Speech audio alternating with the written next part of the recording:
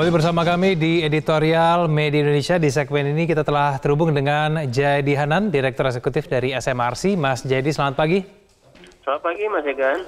Mas Jayadi, seberapa penting sebetulnya ini kampanye di masa injury time saat-saat seperti sekarang ini untuk mempengaruhi elektabilitas, Mas Jayadi? Penting ya, Mas, tetap penting untuk apa istilahnya, kalau orang dagang istilahnya sealing the deal ya, to seal the deal. Jadi deal or no deal gitu. Nah, itu satu. Jadi penting. Yang kedua, menurut survei di SMRC itu masih ada 17% pemilih itu yang masih bisa diperebutkan. Ya. Ada 6% undecided, 11%-nya masih sudah punya pilihan tapi masih mudah berubah, masih mungkin berubah gitu. Jadi ada 17% yang masih mungkin di atas kertas diperebutkan. Karena itu harus memastikan di akhir-akhir ini, hari ini hari kampanye terakhir, ada debat juga, itu kesempatan bagi kandidat untuk memastikan agar pemilihnya benar-benar mantap, yang belum mantap itu benar mantap, yang tadinya undecided bisa ke mereka gitu. Nah, ini di 2014 itu ada 15%-an pemilih itu baru memutuskan betul-betul final itu di hari-hari terakhir, bahkan menjelang di bilik suara gitu. Jadi tetap penting untuk memastikan kampanye berlangsung dengan semarak dan baik gitu. Kalau di sebagian besar lembaga survei mengunggulkan Jokowi Amin, apakah kemudian nanti juga artinya ini bisa merubah perkiraan tersebut, Mas Jayadi? Kalau 17% pindah semua ke 02, kan itu bisa berubah tuh. Jadi tugas dari 01 adalah memastikan agar ya keunggulan yang mereka peroleh itu tetap ada, sementara 02 itu berusaha membujuk yang masih bisa berubah itu gitu.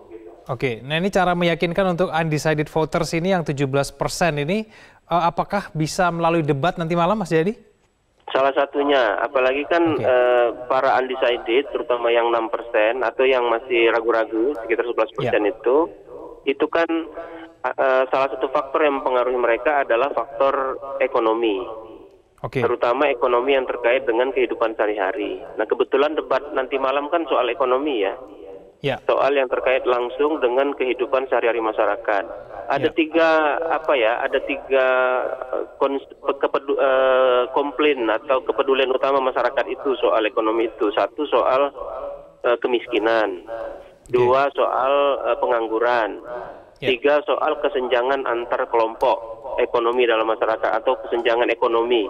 Nah, kalau tiga hal itu bisa dibicarakan dengan baik oleh kedua kandidat, potensial itu untuk menarik hati para pemilih yang masih ragu-ragu. Kalau untuk yang 11% yang merahasiakan, padahal mereka sudah menentukan pilihan, masih bisa berubah? 11% itu bukan merahasiakan, mereka sudah punya pilihan, tapi masih mungkin berubah. Jadi dia sudah menyatakan dukungan kepada Jokowi atau kepada Prabowo, tapi pilihannya belum mantap. Nah, perlu dimantapkan dengan pertama dengan secara psikologis mereka perlu dimantapkan melalui kampanye, misalnya Jokowi akan nutup kampanyenya di GBK besok hari ini kan. Nah, itu bisa memantapkan secara psikologis, tapi secara kebijakan dan dari segi psikologi dari segi kognitif rasional gitu perlu diberikan kebijakan-kebijakan apa yang di bidang ekonomi yang betul-betul akan dilakukan kembali oleh Jokowi atau oleh Prabowo untuk para pemilih yang masih ragu-ragu ini. Mas Jayadi, karena nanti malam debatnya mengenai ekonomi, kesejahteraan sosial, apakah ini berarti nanti malam paling tidak semua pasangan calon 01 maupun 02 ini akan betul-betul all out, mengeluarkan semua senjata yang mereka miliki untuk saling menyerang dan untuk membuktikan kepada para pemilih, begitu?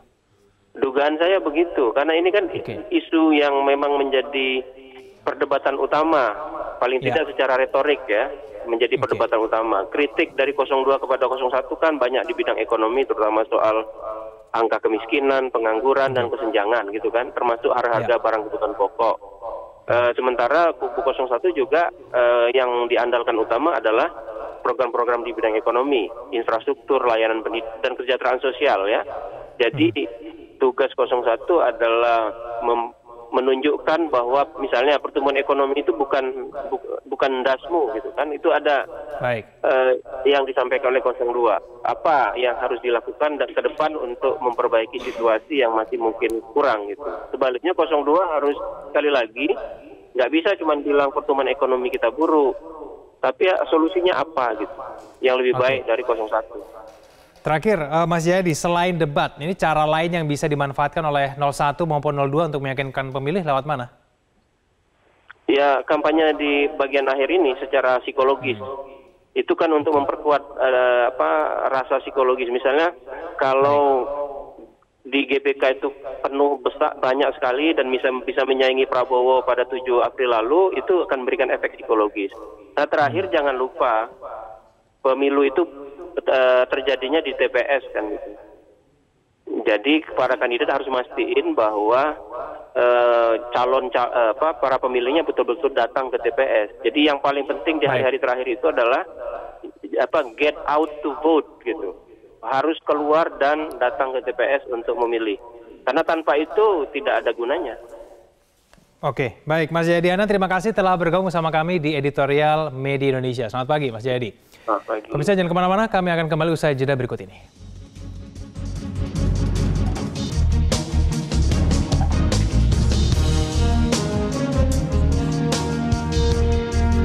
Ya, pemirsa, sebelum kita menerima penelpon dari Anda, kita akan bahas sedikit dulu. Mas Jaka, tadi kalau dari pernyataan Jayadi Hanan dari SMRC menyatakan bahwa undecided voters ini memang masih menjadi tempat suara yang diperbutkan begitu ya. Ada 17% menurut survei SMRC yang mungkin saja belum diketahui nih ini akan kemana. Tapi kalau akan berlabuh cuma ke salah satu pasangan calon masih mungkin, Mas Jaka. Ini kan tinggal beberapa hari lagi pencoblosan. Ya, saya pikir segala kemungkinan masih ada ya. Cuman kalau kita terus mengatakan umpamanya seluruh pemilih yang belum menentukan maupun yang masih kemungkinan pindah itu melabuhkan pilihannya ke salah satu calon, kayaknya sih tidak ya. Tapi apapun bahwa kedua pasangan calon masih harus mengantisipasi hal ini. Artinya pasangan 01 juga harus memastikan hari-hari terakhir ini, baik nanti kampanye akbar di Senayan maupun nanti debat harus betul-betul memanfaatkannya sebagai upaya untuk memantapkan pemilih mereka dan memikat hati mereka-mereka yang belum memiliki pilihan. Begitu juga sebaliknya di 02, mereka juga harus memanfaatkan hari terakhir hari ini itu untuk merebut sebanyak-banyaknya jumlah pemilih yang belum menentukan pilihan atau masih kemungkinan pindah. Meskipun kalau kita berpijak dari hasil survei, dari sisi angka sih agak susah ya untuk membalikkan posisi kalau kita berpijak dari hasil survei. Tapi apapun betul tadi Mas Jayadi bilang bahwa semuanya nanti kan yang menentukan itu rakyat. Yang menentukan pemenang nanti itu adalah TPS. Artinya ketika 01 terlena dengan hasil survei, sementara dia tidak menjaga pemilihnya, membiarkan para pemilih-pemilihnya untuk golput, ya itu akan bisa berakibat fatal. Begitu juga di 02, ketika mereka terlena dengan hasil survei internal mereka, yang katanya sudah 60% jauh 60%, 62%. Ya saya pikir mereka justru akan menjadi tidak terlalu fokus lagi untuk bisa memenangkan diri mereka sendiri. Saya pikir kesempatan terakhir itu tidak bisa kita kesampingkan karena ini adalah saat-saat pamungkas untuk meyakinkan publik siapa sebenarnya pemimpin kita yang paling layak untuk kita pilih. Dan saya pikir mereka betul-betul akan all out kalau kita lihat di mana di Senayan mungkin akan ratusan ribu yang akan memutihkan Senayan. Mereka tidak mau kalah dengan kampanye akbar Prabowo Sandi ketika itu karena betul bahwa ini kan efek psikologisnya akan sangat besar. Kalau nanti di Senayan itu jumlah yang hadir itu bisa menyaingi atau mungkin akan lebih besar, itu bisa berakibat sangat baik terhadap para pemilih. Kalau debat nanti malam, Mas Jaka, ini kan debat pamungkas ya, paling tidak kan semua orang juga masih akan menonton begitu. Tapi apakah kemudian bisa merubah pilihan atau bahkan untuk menjatuhkan pilihan Itu bagaimana, Mas Jaka? Ya kalau dari hasil-hasil survei sebenarnya dari debat sampai debat keempat ya itu sebenarnya ada pengaruh untuk mengubah pilihan atau memantapkan pilihan. Tetapi angkanya sebenarnya tidak terlalu besar. Cuman apapun ini juga tidak bisa dikesampingkan begitu saja. Apalagi kalau tema debat kelima ini kan sangat strategis. Ya, ekonomi ada ekonomi, ada kesejahteraan sosial, keuangan dan investasi maupun perdagangan dan industri. Ekonomi ini kan bersentuhan langsung dengan kehidupan rakyat sehari-hari. Kalau kita lihat pasangan 02 selama ini kan menggelorakan narasi soal harga-harga kebutuhan pokok yang mahal. Kemudian tingkat pengangguran yang masih besar. Kemudian juga sulitnya mendapatkan lapangan pekerjaan. Ini kan bersentuhan langsung dengan rakyat dan ini menjadi kepentingan yang sangat diperhatikan oleh para pemilih yang rasional, termasuk yang swing voters dan undecided voters. Ini saya pikir ya tidak bisa dilewatkan begitu saja bagi kedua pasangan calon. Baik, Mas Jaka, kita akan langsung menerima penelpon kita. Yang pertama ada Pak Syahril dari Jakarta Selatan. Pak Syahril, selamat pagi. Selamat pagi, saya sebagai rakyat Indonesia ya ikut merasakan besarnya biaya pemilu ini ya, lebih kurang 30 triliun. Jadi saya mengharapkan siapapun yang terpilih itu tidak boleh diturunkan secara ilegal, secara melawan hukum atau undang-undang. Jadi kalau ada gerakan-gerakan ingin menjatuhkan, ingin membatalkan, seperti power itu adalah makar dan harus ditindak tegas. Itu yang pertama. Yang kedua, yang akan dipilih oleh rakyat ini adalah siapa di antara mereka yang bisa merumuskan kebijakan. Kebijakan mereka merupakan yang melahirkan pencerminan daripada pasal 33, pasal 45, pasal 27, pasal 34. Ini nantinya akan dipilih oleh rakyat Indonesia. Pasal 33 mengenai ekonomi ya, yang dimiliki oleh pemerintah negara ini sebesar-besaran untuk kepentingan rakyat. Pasal 27 untuk kehidupan yang sejahtera, lapangan pekerjaan dan upah yang layak. Pasal 34 mana fakir miskin, orang-orang miskin itu harus dipelihara, harus disantuni oleh pemerintah. Siapa yang bisa mewujudkan ini dalam bentuk kebijakan mereka inilah seperti Jokowi telah mewujudkannya dalam bentuk beberapa kebijakan seperti kebijakan infrastruktur, seperti BPJS, seperti penguasaan Freeport, seperti pengembangan kartu pintar dan sebagainya. Itu sudah terwujudkan. Tetapi kalau yang kedua ini itu baru narasi-narasi. Kembali lagi rakyat ini mau memilih siapa? Apakah memilih mimpi yang sulit untuk diwujudkan atau memperbaiki hasil kerja nyata itu yang memang tidak ada yang sempurna, tidak ada gading cerdas. Jadi kemarilah kita rakyat ini berpikir secara jernih untuk memilih. Jadi misalnya voter itu akan memilih siapa yang mampu. Baik, Pak Syahril, terima kasih. Kita langsung beralih ke Pak Sukarwan di Magelang, Jawa Tengah. Pak Sukarwan, selamat pagi. Pagi, Pak. Pagi. Ya, silakan Pak Sukarwan. Ya, sebetulnya judulnya tuh jangan pertarungan ya. Kok debat penghabisan tuh. Tadi malam saja Arema Malang sama Persebaya tidak pertarungan penghabisan, tapi pertandingan penghabisan atau final. Kata-kata narasinya tuh jangan kayak Mike Tyson mau tinju pertarungan. Halo? Ya, Pak Sukarwan, silakan. Ini kan di masa terakhir kampanye, Pak Sukarwan. Nah, iya. Sebetulnya kampanye kan sudah cukup lama, 5 bulan lebih. Jadi para pemilih itu sudah di hati itu sudah, walaupun nanti itu terjadi kejutan-kejutan itu sudah tidak goyah. Yang mau ke 01 ya sudah di 01, yang mau ke 02 ya di 02. Saya yakin nanti itu walaupun debat penghabisan ya bagi penutup kata pemilih itu sudah ancang-ancang jauh sehari itu sudah tahu arah mana yang memang membawa kemaslahatan bangsa, arah mana yang memang membawa ya tahu sendirilah, pokoknya pemilih itu sudah jelas yakin. Baik, Pak Sukarwan, terima kasih dari Magelang. Kita beralih ke Denpasar, Bali, ada Pak Paul. Pak Paul, selamat pagi. Selamat pagi, Mas. Selamat pagi, Metro TV. Begini, Mas, ada 3 hal yang ingin saya sampaikan, Mas Jajat. Yang pertama, pertarungan penghabisan ataupun apapun namanya, dia bukanlah pertarungan hidup mati. Ini adalah pertarungan demokrasi untuk bangsa Indonesia. Yang menang nomor 1 adalah rakyat. Baru yang kedua, apakah Pak Jokowi ataukah Pak Prabowo. Jangan dikatakan pertarungan akan bila ini jadi makanya itu tidak boleh dan sebagainya. Itu tidak perlu. Dua, bahwa memang betul saya sepakat Pak, kampanye yang terakhir hari ini, debat pada malam hari itu adalah pertarungan penghabisan. Habis, besok dan lusa tidak lagi. Tidak akan ada serangan pagi, serangan malam. Itu tidak boleh ada, Pak. Tidak boleh ada keberpihakan kepada siapapun. Karena siapapun yang menang, dia presiden kita, Pak. Ya. Apakah itu Pak Prabowo, apakah itu Pak Jokowi yang menang, dia adalah presiden kita. Yang ketiga, Pak, pertarungan tidak boleh ada lagi pada hari penusukan, pada hari pemilihan. Tidak boleh ada baju putih semua harus ke TPS, tidak boleh ada baju belang atau biru. Datanglah rakyat Indonesia dengan pakaian apa saja. Baik Pak Paul, terima kasih. Selamat pagi. Kita ke Pak Roni di Bekasi, Jawa Barat. Pak Roni, selamat pagi. Selamat pagi Bang Kevin, selamat pagi Kang Jaka. Pagi Pak.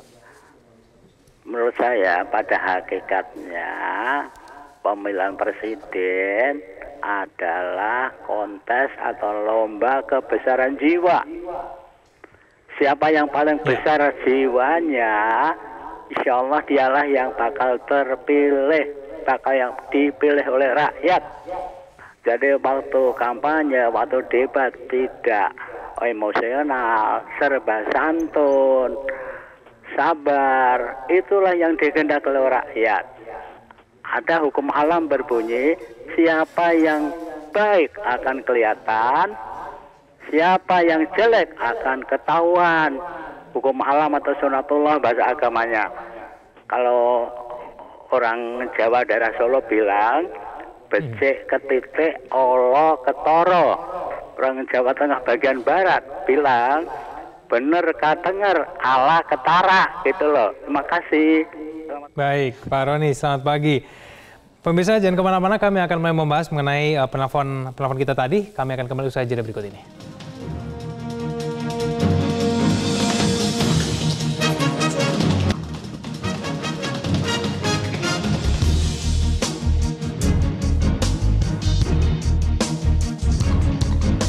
Kembali di editorial Media Indonesia, Mas Jaka, yang juga sama pentingnya adalah memang setelah hari ini berakhir, besok masa tenang adalah bagaimana kemudian bisa betul-betul tenang, begitu ya. Paling tidak kedua kubu ini sama-sama menyambut mengenai siapa yang akan menjadi presiden, siapa yang menduduki legislatif kita, dan kemudian move on begitu loh dari pertarungan ataupun perdebatan mengenai bagaimana Mas Jaka? Ya, kita harapkan tidak seperti 2014 ya. Meskipun kontestasi ketika itu sudah selesai, pemenangnya sudah diketahui, tetapi selama 5 tahun sampai sekarang kan residunya itu kan masih terasa, sangat terasa. Bahkan sekarang bertambah lagi karena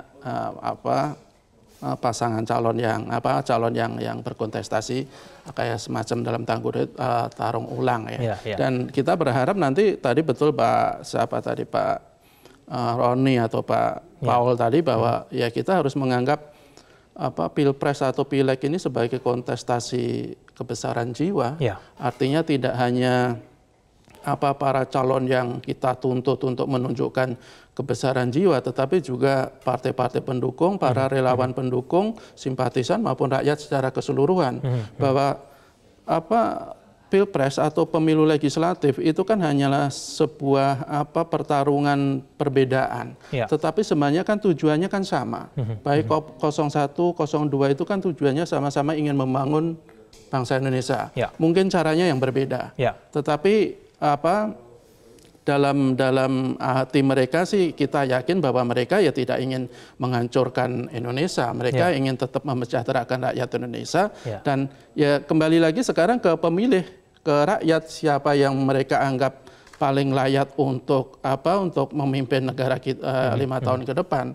Apapun pilpres dan pemilu itu kalau kita ibaratkan kan sebagai sebuah lomba maraton yang berlangsung sudah sangat lama, bahkan kampanye itu kan sudah berlangsung sejak 23 September, artinya sudah lebih dari 7 bulan, sudah sangat menguras energi, menguras tenaga, juga menguras finansial.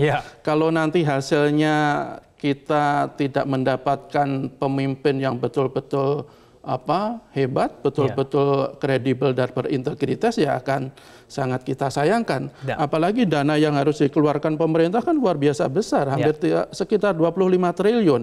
Ini angka yang tidak main-main. Akan sangat disayangkan kalau nanti kita tidak mendapatkan calon-calon anggota legislatif yang betul-betul mewakili rakyat. Kita tidak mendapatkan presiden dan wakil presiden yang betul-betul bisa mensejahterakan rakyat. Ini menjadi PR kita bersama, terutama para elit.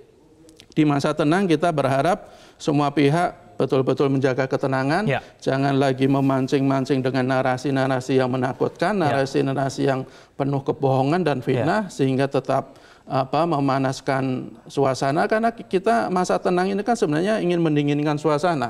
Selama 7 bulan lebih kita sudah dipusingkan atau dibuat bising dengan hiruk pikuk yang kadang tidak substansial tetapi hanya sekedar sensasi, dan saatnya kita memberikan kesempatan kepada rakyat selama 3 hari masa tenang untuk merenungkan pikiran, menyendirikan hati, dan betul-betul memilih pemimpin yang kira-kira bisa diyakini bisa mewakili kepentingan rakyat, tidak hanya mewakili kepentingan golongan pertarungan mereka. Penghabisan yang kita maksudkan kan paling tidak pertarungannya sudah habis pada hari ini begitu perselisihan ataupun kemudian perdebatannya yang paling tidak selama ini sudah berlangsung selama 7 bulan, yaitu kita akhiri, mari kita sambut besok, kita sambil menunggu begitu ya pada saat masa pencoblosan. Betul. Ini kan kita kan istilahnya sudah menjelang garis finish artinya nanti siapa yang memasuki garis finish paling awal artinya jadi pemenang ya harus kita terima sebagai sebagai presiden kita semua atau calon-calon wakil rakyat kita di parlemen yang mewakili seluruh rakyat Indonesia. Kita juga berharap dengan biaya yang begitu besar pemilu bisa berlangsung lancar, karena kalau kita lihat masih ada beberapa persoalan teknis yang mesti segera dibenahi. Kalau kita lihat berita-berita terakhir itu masih ada beberapa daerah yang masih kekurangan surat suara. Di Jawa Timur itu kalau tidak salah masih ada sekitar 200.000 ya kekurangan surat suara, dan katanya akan dibereskan tanggal 14 April. Ya kita berharap KPU betul-betul memperhatikan hal ini, karena kita tidak ingin satupun rakyat tidak yang punya hak pilih tidak bisa menggunakan hak pilihnya karena persoalan teknis. Kita harus memastikan bahwa hak konstitusional rakyat betul-betul bisa mereka gunakan secara jujur, adil, dan transparan, sehingga kita juga mendapatkan para pemimpin dan wakil-wakil rakyat yang betul-betul juga jujur, yang juga mengedepankan keadilan dan bisa mengedepankan melindungi seluruh tumpah darah rakyat Indonesia. Baik, Mas Jaka, kita nantikan bersama. Semoga saja kemudian persoalan administratif bisa segera selesai sampai nanti pencoblosan. Mas Jaka, terima kasih telah bergabung sama kami pada pagi hari. Selamat pagi. Pemirsa, di balik semua euforia perlu diingat yang dihitung dalam penentuan kemenangan pemilu ialah dukungan yang masuk melalui surat suara. Di TPS lah pertarungan penghabisan kedua paslon yang sesungguhnya. Terima kasih telah menyaksikan editorial Media. Selamat pagi.